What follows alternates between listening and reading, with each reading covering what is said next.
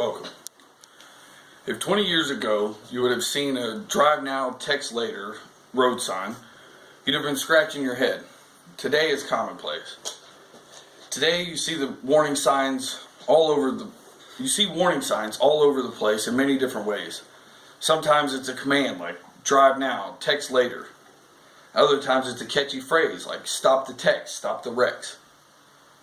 Regardless of how we are warned, many Americans still can't resist the urge to socialize while driving. Years ago, the main cause for fear of other drivers was drunk driving. Drunk driving is universally unacceptable today, but drunk driving has met its match as far as dangers on the road. With cell phones being the norm and social media addiction rampant across the nation, texting and driving has narrowed the gap between drinking and driving. By a show of hands, how many of you are guilty of texting and driving or using your cell phone while driving? Just about everybody. The National Safety Council reported that out of the 2.5 million people involved in road accidents, were nearly 1.6 million, or yearly, 1.6 million are caused by cell phone use. That's more than half the accidents in the nation are caused by cell phones. That's 330,000 people suffered severe injuries because some couldn't wait to say K or LOL. It's crazy to think how easy that would be to prevent. Of course, the majority of texting and driving accidents are caused by young people. Washington, D.C. and 32 states have a law against new drivers regarding cell phone use. Texting and driving is more than just sending text messages. With today's phones being handheld computers with the ability to surf the web and many countless apps and all the social media, any use of your cell phone falls under the banner of texting and driving. Studies show that 800,000 people text and drive in America each year, and nearly 6,000 die as a result. The Fatality Analysis Reporting System, or FARS, have studies that show that after declining from 1999 to 2005, fatalities from distracted driving increased 28% after 2005.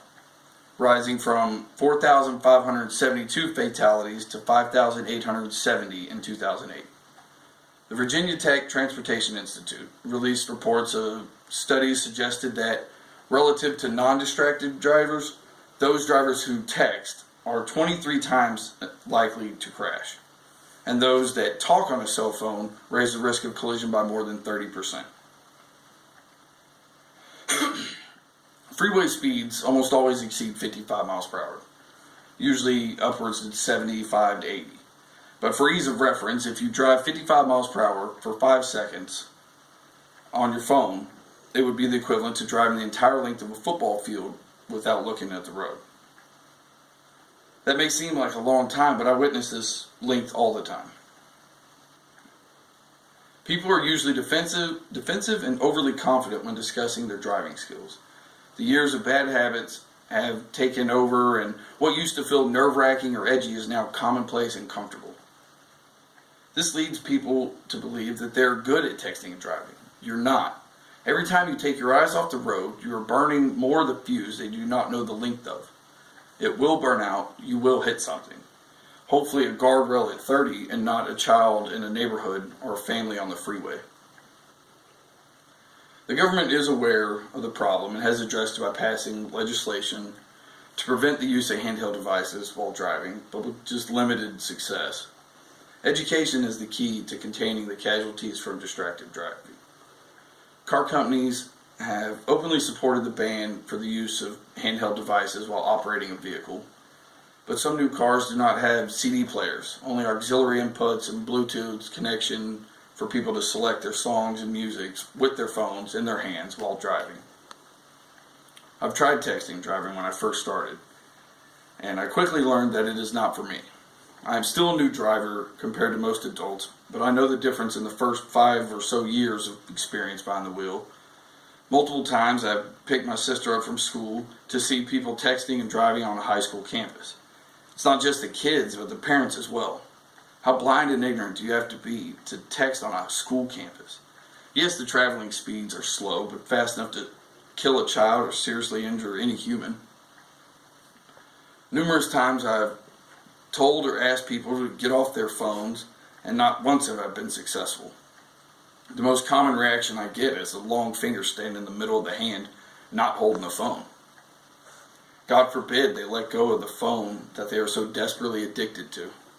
The sad truth is that more people will continue to die as a result of texting and driving. America is addicted to social media and addicted to their phones, and that's it. Okay. Anybody have any questions? I do. What are the laws that are passed as far as texting and driving? What are the penalties for some of those in some of those states? Some just ranges like a $150 to $200 fine. If you rack up enough of them, enough of the violations, then you can get your license revoked. But most are just like a $100, $200 fine. Anything else? I have I guess a question. You say it's mainly young people that do the texting and driving? Yes. 11 teenagers a day die because of texting and driving in America. Wow.